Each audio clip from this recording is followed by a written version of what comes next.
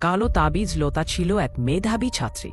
স্কুলে সবার প্রিয়, পড়াশোনায় সবসময় প্রথম। হঠাৎ করেই তার শরীর খারাপ হতে শুরু করে।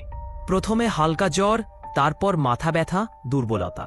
ডাক্তার নাপা জাতীয় ওষুধ দেন। কিছুদিন জ্বর কমে, কিন্তু আবার বেড়ে যায়। পরিস্থিতি খারাপ হলে ওকে হাসপাতালে ভর্তি করা হয়।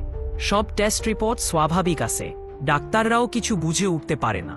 হাসপাতাল থেকে ছাড়পত্র পাওয়ার পর একদিন হঠাৎ করেই লতা রক্ত বমি করে। আতঙ্কে কেঁপে উঠেছে, চোখে মুখে ভয়।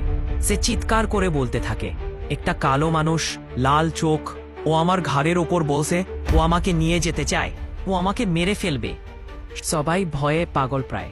একজন পরামর্শ দেয় হুজুর ডাকতে। হুজুর আসেন, লতার দিকে তাকিয়ে কিছুক্ষণ চুপ থাকেন। তারপর বলেন, এই মেয়েটার উপর কালো জাদু করা হয়েছে। ওর শরীরের ভেতর জিন কাজ করছে।